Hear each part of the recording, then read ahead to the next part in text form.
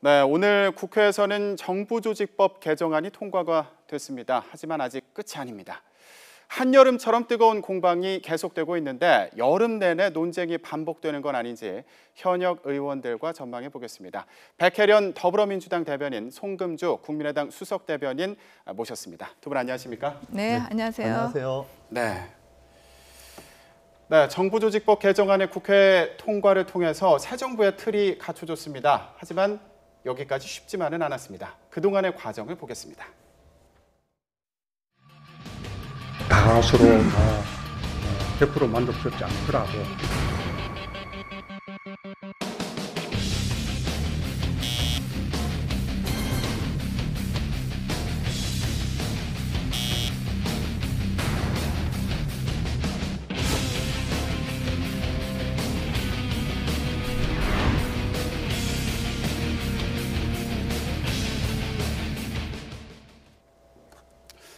네, 저희가 오늘 정부조직법 개정안 통과 소식을 전해드리면서 오늘 좀 눈에 띄는 부분 중에 하나가 물관리 일원화 부분이 포함이 되지 않았다, 이 내용을 전해드렸는데 일단 민주당의 백혜련 의원님께 여쭤보겠습니다. 이게 어떤 배경이 있는 건가요?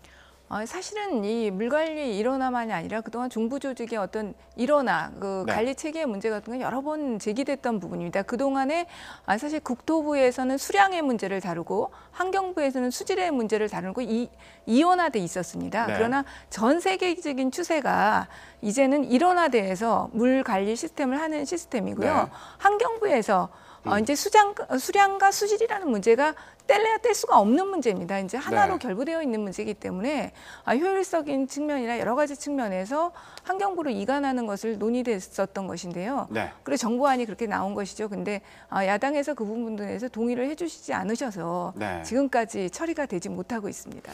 그러면 야당에서는 왜 문제가 있다는 건가요? 요새 야당을 이렇게 구분합니다. 그러니까 보수 야당과 국민의당 이렇게 구분하는데 이 문제에 있어서는 보수 야당 쪽에서 반대하는 것입니다. 그러니까 이제 양적 관리를 질적 관리로 전환하면서 이제 국토부가 관리하던 그 양적 부분에 있어서 그 효용이 이제 더 이상 의미가 없다 이렇게 봐가지고 그 부분의 관리 권한을 환경부로 옮기는 겁니다. 이 부분에 대해서 저희 국민의당은 찬성을 하고 있고 특별히 이견을 제시하진 않습니다. 다만 좀 아쉽게도 자유한국당과 또 다른 정당에서 이 부분에 대한 반대 입장인 것으로 알고 있습니다. 저 국민의당에서 그러면 다른 야당도 좀 설득해 주십시오. 한 번도 그런 말을 들어본 적은 없어가지고요. 그러신가요? 그 설득 문제는 저희도 설득을 하는데 결국 그 부분의 몫은 여당에 있는 것입니다. 저희도 분명 노력합니다. 그러니까 전 세계적으로 지금 수량과 수질을 관리해서 나눠서 하는 것은 개발 독재 시대에 어떻게 보면 유산이거든요. 전 세계적으로 선진국들이 다 지금은 일원화 시스템으로 가고 있습니다. 지금 일단 특위를 만들어서 계속 논의를 하기로 했으니까 국민의당에서도 다른 야당을 설득을 하시는지 그리고 다른 야당의 입장이 바뀌는지 좀 저희가 지켜보도록 하겠습니다. 자, 이렇게 정부조직법 개정안은 통과가 됐지만 추경안은 여전히 통과가 되지 못했습니다. 자, 그런데 분위기가 좀 변화가 있는 것 같기도 하고요. 오늘 예결위에서 추경안 심사를 하겠다 이렇게 발표를 했거든요. 지금 뭐 변화되는 조짐이 있는 건가요? 지금 이제 바로 조금 전에 이제 정부조직법을 통과시키고 왔는데요. 이제 아마 논의가 또 새롭게 시작될 겁니다. 아무래도 지금 그동안 추경에 사실은 정부조직법 전에 추경이 먼저 합의가 되고 타결될 것으로 예상이 됐는데 그거와는 다르게 사실 정부조직법이 먼저 합의에 이르고 추경이 사실은 뒤로 밀리는 형국이 됐습니다. 근데 어쨌든 이 부분에 대해서 공무원 증원 문제 이 부분만 해결이 되면 사실 합의에 이를 수 있기 때문에 계속적으로 여야 간에 물밑 접촉은 있을 것이라고 생각합니다. 지금 공무원 증원 부분에 대해서 말씀을 해주셨는데 오늘 아침 이 내용과 관련해서 더불어민주당 그리고 국민의당에서 진실 공방이 벌어졌습니다. 들어보겠습니다. 국민의당도 똑같은 공약을 걸었어요. 이게 우리가 이번에 증원하려고 하는 계획하고 다른 게 뭐가 있습니까? 국민의당 이게 대선 공약입니다. 그러면은 자기들이 정권 잡으면 이거 지키려고 했고 정권 안 잡으면은 지키지 않으려고 할 목적으로 이런 공약을 냈다는 거하고 뭐가 다릅니까? 완전히 사기죠, 사기. 정치를 국민들 상대로 해서 정치를 이렇게 사기를 치면 어떡합니까? 사실관계를 명백히 왜곡한 악의적인 언론 플레이이기 때문에 대단히 유감스럽게 생각합니다. 국민의당의 입장은 인력 재배치와 전체 공무원 수를 고려한 중장기 계획과 재정 확보 방안을 논의한 후 안전과 복지를 위한 필수 인력부터 추경이 아닌 본예산에 편성하자는 것이었습니다. 네, 먼저 민주당 입장은 대선 당시에 다른 야당들, 국민의당을 포함해서 다른 야당들도 공공자리, 공공부문 일자리 확충을 약속하지 않았냐 이런 얘기인데요. 이 부분은 정말 명백합니다. 사실 그때 야당의 대선 후보 모든 분들이 특히 공공부문 중에서도 안전과 복지의 분야들은 공무원을 증원해야 된다. 그런 공약들을 다 내것이고 많은 연설에서도 그렇게 하셨던 것으로 알고 있습니다. 네. 그러니까는 그 홍준표 대표의 경우에도 경찰 공무원, 소방 공무원 분명 증원 확실하게 얘기를 하셨고요. 안철수 전 대표 후보자의 경우에도 네. 그때 사회복지 분야 특히 그 부분을 강조해서 말씀하셨고 다 공약들을 거셨는데 지금에 와서 저기 공무원에서 지금 주요 파트가 소방과 사회복지 분야입니다. 그 공무원만 실제로 국민의 생활에 직결되는 안전 파트의 공무원들을 증원하겠다는 것인데 이것을 이렇게 정말 반대를 하시니까 저희 입장에서는 네. 문제 제기를 안 할 수가 없는 입장이죠. 네. 그런데 국민의당 얘기를 들어보면 이게 입장이 조금 다른 것 같아요.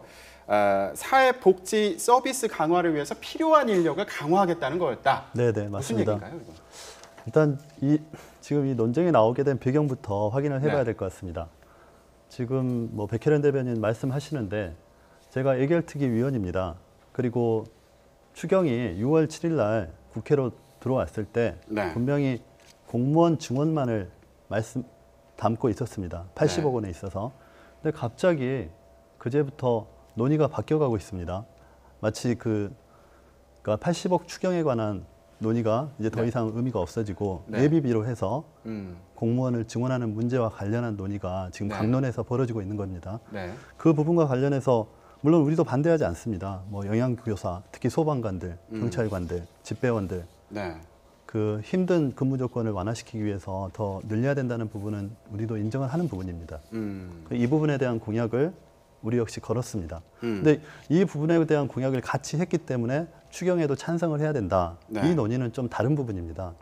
왜 그걸 추경으로 해야 되는지에 대한 질문부터 답을 해 주셔야 되는 것이고 또 80억에 대한 논의가 끝난 다음에 예비비에서 예비비를 어떻게 쓸 것이냐의 논의가 지금 진행되는 논의입니다. 그러니까 500억에 대한 예비비 그 부분에 대해서 무조건 정부 여당이 임의로 쓸 수 있도록 하는 것이 맞느냐 아니면 적어도 얼마만큼 증원할 것인지 재정이 얼마만큼 쓰일 것인지에 대한 부분은 국회의 통제하에 두는 것이 맞느냐에 대한 논의가 지금 강론에서 벌어지는 것입니다. 그리고 4시부터 지금 예결특위의 개수조정 소위위원들이 또 협의를 하고 있습니다. 그래서 그 협의 과정에서 충분히 그 합의를 이루지 않을까 저는 이렇게 기대하고 있습니다. 네, 지금 500억 원 예비비 부분에 대해서 말씀을 해주셨는데 민주당 입장은요. 이미 이 500억 원 예비비를 포함한 올해 예산을 짤 때 국민의당에서도 공공부문 일자리를 늘리기 위한 예비비라고 합의를 했다 이렇게 얘기를 하고 있습니다. 민주당의 입장 먼저 들어보겠습니다. 아까 말씀드렸던 그런 분야에 인력을 신규로 충원하기 위해서 500억 예산을 담았던 거예요. 국민의당 당대표가 당시에 이 합의 당사자였던 김동철 의원입니다. 김동철 대표입니다. 저하고는 뭐 평소에 호영호재 하면서 친하게 지내는 분이긴 합니다만은 정치 그렇게 하시면 안 되는 거죠. 네, 오늘 좀 흥분을 하신 것 같은데 지금 말씀을 들어보면 올해 예산 짤 때 이미 공무원 증원을 위한 예비비 마련했고 여기 국민의당도 동의했다 이런 얘기예요.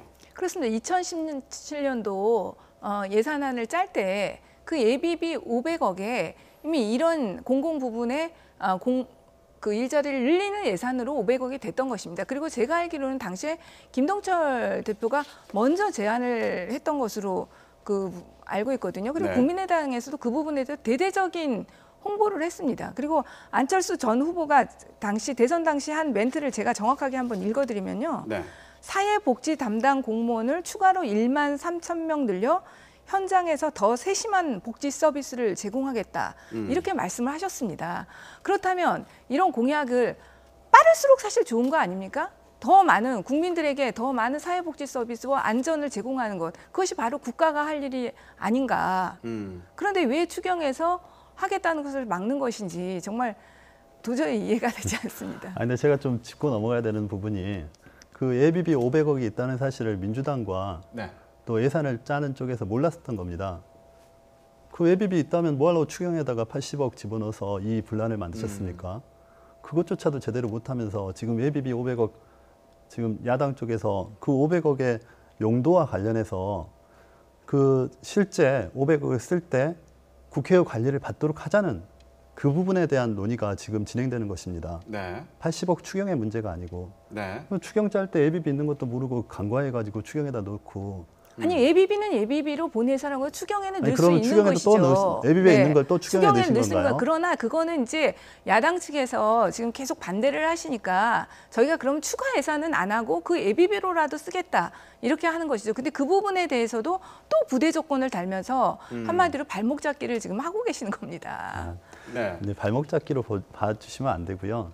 저희가 영수회담에 제가 배석을 했었습니다. 네. 그래서 협치와 관련해서 우리 문재인 대통령 많은 말씀하셨고 또 하나하나씩 여와 야가 또 네. 청와대가 함께 바꿔나가는 모습, 그러니까 이런 자리에 만나서 한 가지라도 해결한다면 언제든지 만나겠다 이런 네. 말씀하셨거든요. 그러니까 협치라는 것이 말로 하는 협치가 아니고 우리 박주선 위원장이 그 자리에서 말씀하신 것처럼 네. 실제 행동으로 양보와 타협하는 모습을 보여달라는 것이었습니다. 그런데 지금 갑자기 추경 문제와 관련해서 500억의 예비비로 갑자기 논점이 전환된 거거든요. 근데 그 논점 전환된 예비비의 사용과 관련해서 야당 측에서 그냥 무조건 500억을 사용할 수 있는 것이 아니고 그 일자리 증원을 할 때 어느 정도 증원을 할지 그 부분에 대한 재정 계획서를 국회로 가져와서 심사를 받도록 하자는 네. 그 조건에 대해서 지금 상호 다툼이 있는 겁니다. 그러니까 그 부분에 대해서 무조건 발목 잡기라고 하면 안 되는 것이고 저는 충분히 그 소위에서 협의를 통해서 그 부분은 해결될 수 있을 것으로 봅니다. 네, 그럼 간단히요. 지금 예비비를 사용하는 데 있어서 국회에 와서 이제 승인을 받도록 하자 이런 조건이 새로 나온 건데 이거에 대한 민주당의 입장은 간결하게 어떻게 되나요? 사실 그거 반대입니다. 왜 그러냐면 이미 500억의 예산을 짤 때 예비비를 짤 때 그런 보도의 조건 없이 결의가 된 겁니다. 이미. 네. 그런데 없었던 조항을 새로 만들려고 하는 것이죠. 사실 그거는. 네. 예산에 추경이 해주지도 않으면서 없던 조건을 원래 본 예산에 아무 조건 없이 통과됐던 것을 다시 끄집어내서 한마디로 조건을 달겠다고 하는 것이거든요. 네. 네. 자, 예결위에서 이 부분에 대해서도 논의를 하겠죠. 네, 예, 그럴 그 것 부분 같습니다. 지켜보겠습니다. 네. 자, 이런 여야 간의 간극을 어제 청와대 오찬이 메우는 촉매 역할을 할지 주목이 되는데 오늘 국민의당 박주선 비대위원장이 좀 평가를 했습니다. 들어보고 얘기 계속하겠습니다. 광장 민주주의와 의회 민주주의 경계점에 우리 대통령이 서 있지 않는가 하는 것을 많이 느꼈습니다. 협치 원년이 되도록 좀 해달라고 이야기를 했지만 그 점에 대해서는 확실한 답변은 없었고 추경과 관련해서는 대통령이 간곡한 이야기를 했습니다.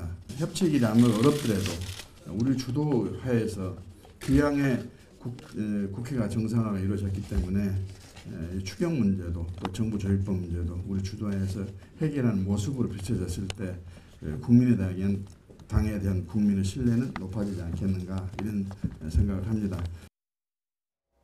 네, 박주선 비대위원장 얘기 중에 좀 인상 깊었던 게 문재인 대통령이 광장 민주주의와 의회 민주주의의 경계에 서 있는 것 같은 느낌을 받았다 이렇게 평가를 했습니다. 민주당 입장에서는 어떻게 들으셨나요?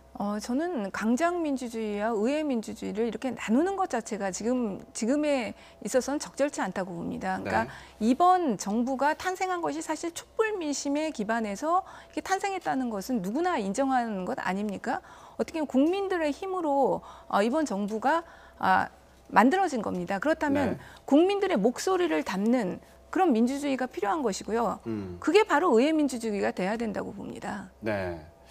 자, 그런데 오늘 이 발언 중에 또 눈에 들어왔던 게 국민의당이 주도해서 문제를 해결하는 모습을 보였으면 좋겠다 이런 취지의 말씀을 네. 한 것 같아요. 네.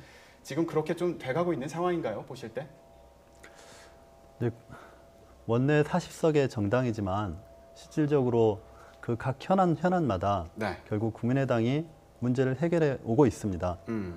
그 총리 인선과 관련된 문제, 임명과 네. 관련된 과정, 대법관, 그리고 이번에 이제 산업부 장관 임명에 이르기까지 국민의당의 역할이 상당히 크고 또 국민의당이 그런 역할을 하기 때문에 무슨 건마다 지금 김태년 정책위원장이 말씀하신 것처럼 국민의당에 대해서 억한 소리를 하시는 것 같습니다. 네.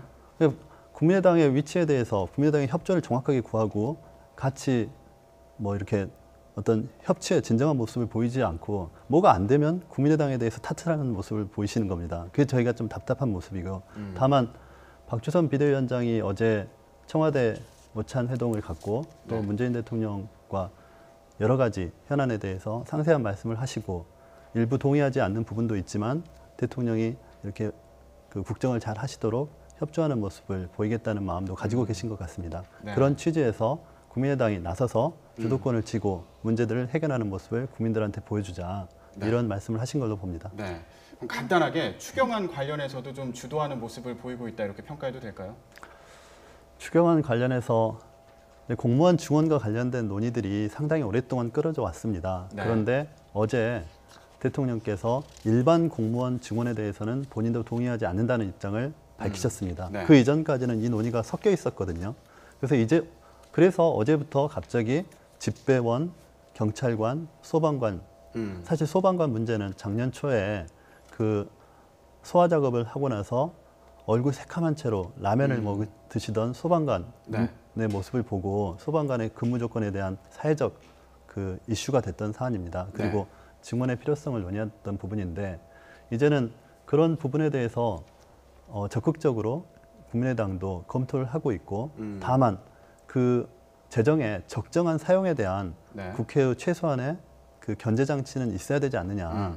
지금 기재부가 적극적인 역할을 하지 못한다는 우려 속에서 지금 논의가 있는 것이니까요. 이 논의들은 강론의 논의이기 때문에 조만간 해결할 수 있다 이렇게 보고 있습니다. 한 말씀 드리면 오늘 박주선 비대위원장께서 굉장히 적극적으로 말씀해 주시면 감사하다고 생각합니다. 사실 그 원내 대표에게도 이런 추경 협조에 통과해달라는 말씀을 전하시겠다는 말씀을 하셨고, 그리고 이용호 정책위 의장도 국민 눈높이에 맞춰서 협치에 응해야 한다 이런 취지의 발언을 하신 걸로 알고 있습니다. 그런데 오히려 김동철 대표에게 혼났다는 얘기도 들리는데요. 하여튼 이런 국민의당에서의 여러 목소리들이 좀 더 합해져가지고 좀 적극적으로 도와주셨으면 좋겠습니다. 네, 여름이 다 가기 전에 이 추경안 문제가 해결되는지 한번 잘 보도록 하겠습니다. 자, 이런 가운데 청와대에서 또 문건이 발견됐다 이렇게 연이어서 계속 발표를 했었는데 오늘 그 문건 내용과 관련해서 또 발표를 했습니다. 자, 전 정부의 기획비서관실에서 발견된 문건입니다. 자, 먼저 내용을 간단하게 말씀을 드리면 보수농객 육성 방안 그리고 삼성울산 합병안에 대한 국민연금 의결권 행사 방향을 담은 문건, 서울시가 추진하는 정책에 정부가 무조건 반대한다는 프레임이 작동하지 않도록 하면서 서울시 계획의 부당성을 알려나가야 한다는 내용, 이런 내용들이 오늘 공개가 됐습니다. 먼저 민주당 입장에서 이런 내용 공개가 됐는데 이 내용 자체에 대해서 어떻게 보십니까?